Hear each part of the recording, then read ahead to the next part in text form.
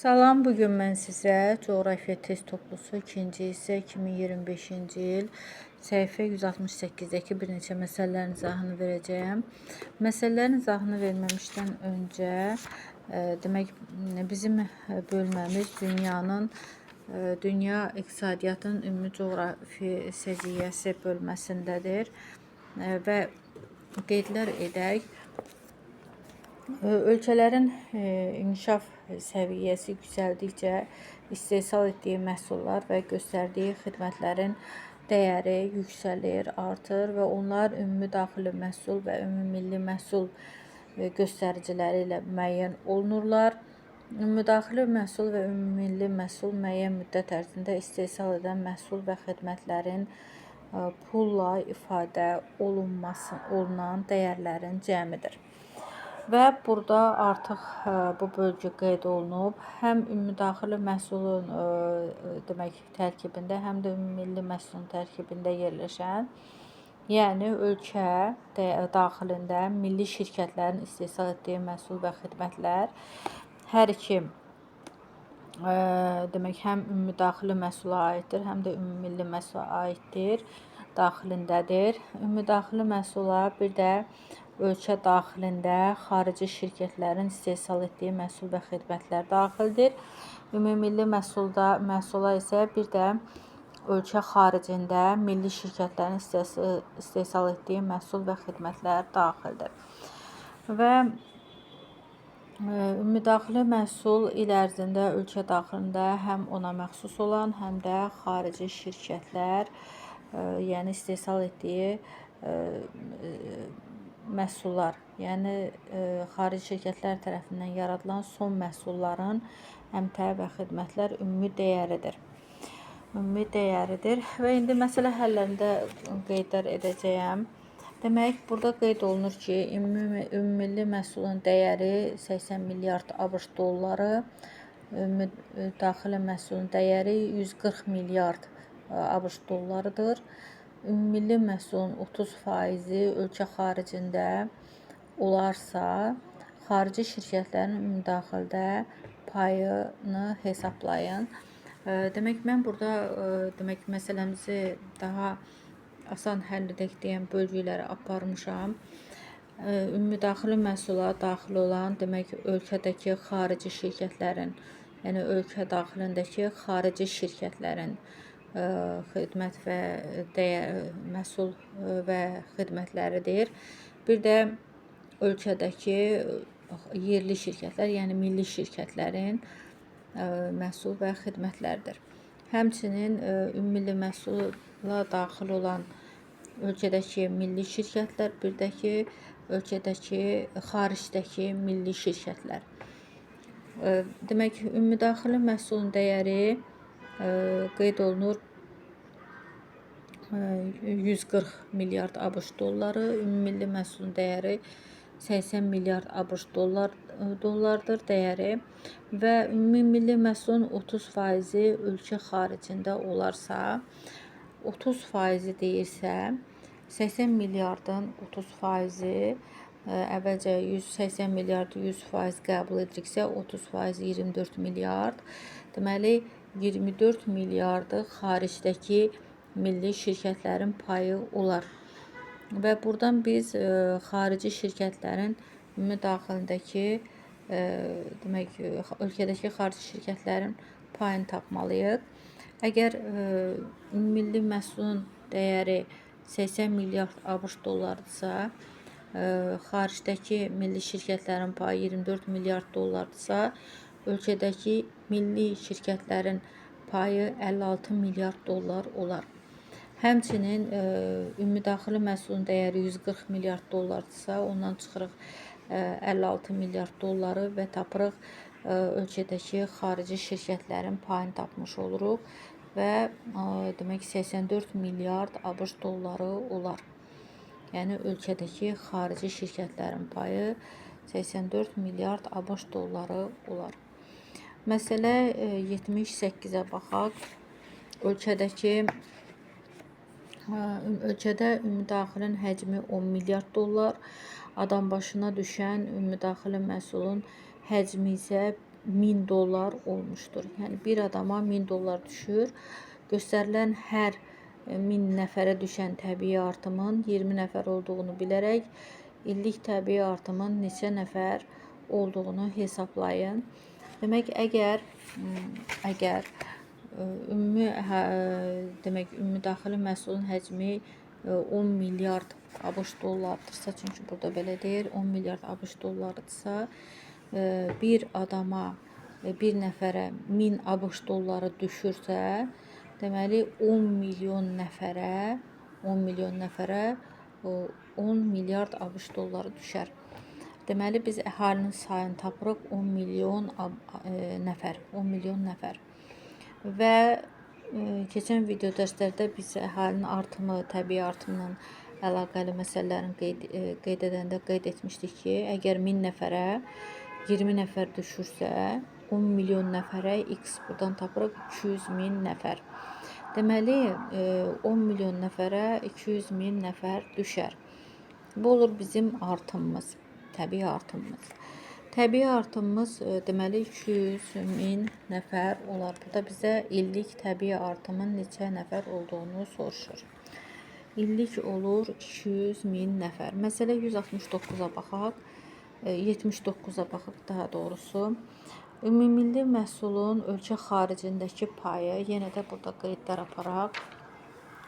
Ölkə xaricindəki payı demək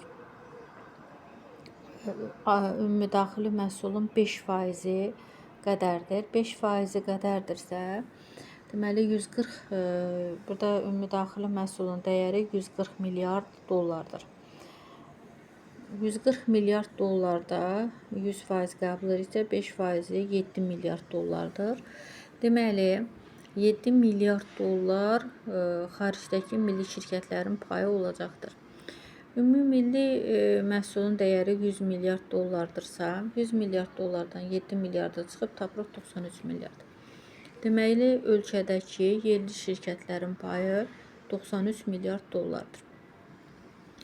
Ümumdaxili məhsulun payı 140 milyard dollardırsa, çıxırıq 94 milyard dolları, tapırıq ölkədəki xarici şirkətlərin payı olur 47 milyard dollar. Burada qeyd etmişəm 47 milyard dollar. Məsələ 80-ə baxaq. Ölkədə ümumdaxili məhsulun həcmi 45 milyard dollar, ümumilli məhsul 34 milyard dollar, ölkənin xaricdə yaratdığı dəyər 7 milyard dollar olarsa, xarici şirkətlərin ümumdaxili məhsulda payı neçə faiz olar? Bizə faizlə istəyir. Əgər ümumilli məhsulun dəyəri, burada demək ümumdaxili məhsulun dəyəri 45 milyard dollardırsa, ümumilli məhsulun dəyəri 34 milyard dollardırsa, xaricdəki milli şirkətlərin dəyəri 7 milyard dollardırsa, deməli ölkədəki milli şirkətlərin dəyəri 27 milyard dollar olar. Və 45 milyarddan da 27 milyarda çıxanda demək 18 milyard edər. Deməli ölkədəki xarici şirkətlərin payı 18 milyard dollar olar. Lakin bizə faizlə soruşur. Faizlə soruşanda 45%-imiz, yəni ümumdaxili məhsulda payı 45 milyard dollardır. 100% qəbul ediriksə 18 milyard x buradan tapırıq 40% olar. Deməli ölkədəki xarici şirkətlərin payı ümumdaxili məhsulda 40% olar. Məsələ 81-ə baxaq. Ölkədə ümumdaxili məhsulun dəyəri 200 milyard dollar, ümumilli məhsulun dəyəri 150 milyard dollardır. Ölkə şirkətlərinin xaricdə yaratdığı dəyər 20 milyard dollar olarsa, ümumi daxili məhsulda xarici şirkətlərin payını hesablayın. Bayaqki qaydada yenə də müdaxili məhsulun payı 200 milyard dollardır. Ümumilli məhsulun dəyəri 150 milyard dollardır. Xarici şirkətlərin, demək xaricdəki ölkə şirkətlərin xaricdə yaratdığı payı 20 milyard dollardırsa və demək buradan tapırıq ölkədəki milli şirkətlərin payı 130 milyard dollar və onda ümumdaxili məhsulda ölkədəki xarici şirkətlərin payı 70 milyard dollar olar. Burada qeyd etmişəm 70 milyard dollar. Məsələ 82-yə baxaq. Ölkədə müdaxilə məhsulunun dəyəri 60 milyard dollardır. Şəhər əhalisinin payı 5,3 milyon nəfər. Müdaxilə məhsulunun adam başına düşən həcminin 6000 dollar olduğunu nəzərə alaraq kənd əhalisinin payını hesablayın.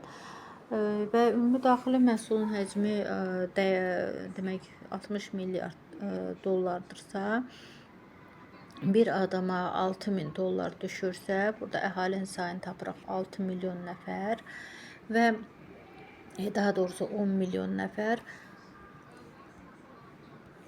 Qeyd edir ki, şəhər əhalisi 5,3 milyon nəfərdirsə, ümumi əhalimizin sayı 10 milyon nəfər, şəhər əhalisinin sayını çıxıb, kənd əhalisinin sayını tapırıq 4 milyon 700 min nəfər və faizlə soruşur bizdən, kənd əhalisinin faizini soruşur.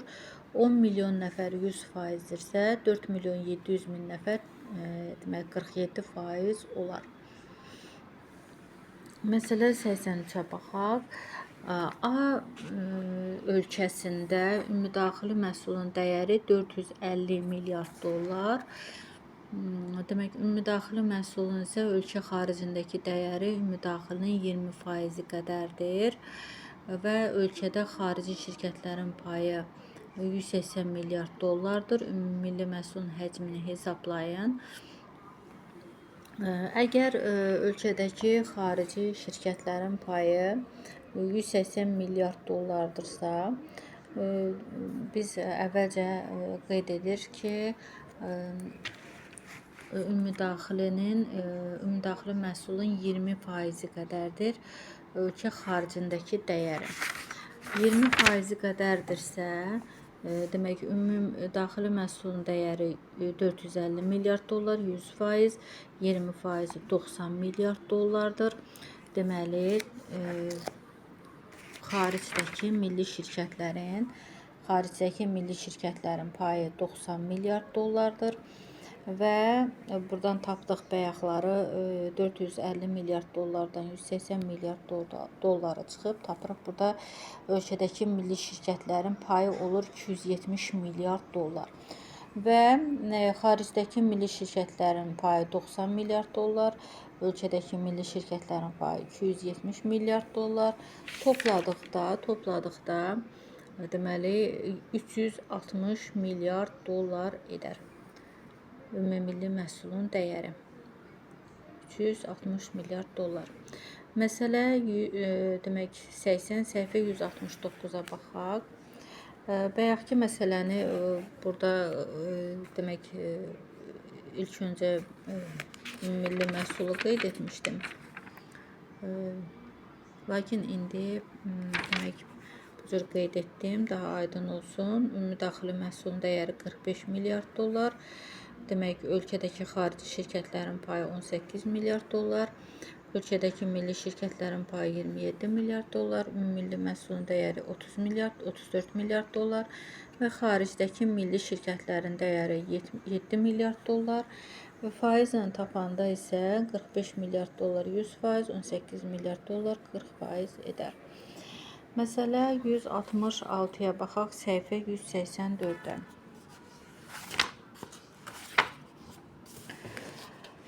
Məsələdə nə deyir?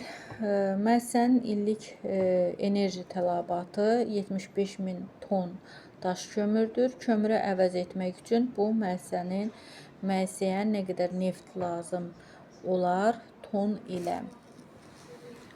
Əvvəlcə qeydlər edək. Demək, biz keçən video dərslərdə ötən il qeyd etmişdik. Energetika iki yerə bölünür. Yanacaq energetikası, bir də elektroenergetika. Yanacaq energetikası neft, təbii qaz, daş kömür, qonur kömür, yanar şest, torf və bir də elektroenergetika, elektrik enerjisinin istehsalı və istehlakçıya çatdırılması. Bura daxildir istilik elektrik stansiyası, su elektrik stansiyası, atom elektrik stansiyası, külək, günəş və s. qabarma, çəkilmə və s. Və bir də bunların yanacaq növlərinin istilik əmsalı və bir də 1 kiloqram yanacağın yanma istiliyi kilokalori ilə verilmişdir. Misal üçün neftdə bir istilik əmsalı 1,5, 1 kiloqram yanacağın yanma istiliyi 10.500 və s. Yəni bu rəqəmləri biz bilməliyik. Çünki məsələ həllərində bizə lazım olacaqdır. Və nümunə üçün bir dənə nümunəyə baxaq, sonra məsələmizi həll edək. Məsələn, illik sərfiyyatı 80.000 ton neftdir. Nefti daş kömürlə əvəz etmək üçün demək nə qədər pul, daha doğrusu nə qədər demək daş kömür tələb olunur. Daş kömürlə əvəz etmək üçün biz 80.000-i vururuq 1,5-ə və bölürük 1-ə və ona görə də 120.000 ton daş kömür alınır. Və bizə qeyd edir ki, daş kömürdürsə, bir də buna fikir vermək lazımdır. Neftin qiyməti bir barelə görə 100 manat olarsa, 42.000 kilokalori enerji almaq üçün nə qədər pul vəsaiti tələb olunar. Bir də şərti yanacaq vahidi 1 kiloqram daş kömürlə yanmasından ayrılan istiliyin miqdarı 7.000 kilokalori, yəni əsas götürülür və əmsalı olaraq bir vahid qəbul olunur. Bizə deyir ki, demək, qeyd edir ki, 75.000 ton daş kömürdür illik enerji tələbatı və onu neftlə əvəz etmək üçün nə etməliyik? Və ilk öncə biz neftlə əvəz etmək üçün neftin demək daş kömürün əmsalına vururuq. Daş kömürün əmsalı 1-dir, istilik əmsalı 1-dir, illik istilik əmsalı 1-dir, daha doğrusu 1-dir və 1-ə vurub bölürük neftin əmsalına. Neftin əmsalı da 1,5-dir. 1,5-dir. İstilik əmsalı 1,5-dir. Və demək 50.000 ton neft tələb olunar, lazım olar. Yəni demək daş kömürlə əvəz etmək üçün, daha doğrusu neftlə əvəz etmək üçün bizə 50.000 ton neft lazımdır. Məsələ 167-yə baxaq. Ölkədə ümumdaxili məhsulun dəyəri 30 milyard dollar, ümumdaxilin dəyəri 18,5 milyard dollar. Bu dövlətin ölkə xaricindəki məhsulunun həcmi 4,5 milyard dollardır. Və ümumdaxildə xarici şirkətlərin payını hesablayın. Bəxki qaydada yenə hesablayırıq. Yenə də ümumdaxili məhsulun dəyəri 30 milyard dollar, ümumdaxili məhsulun dəyəri 18,5 milyard dollar.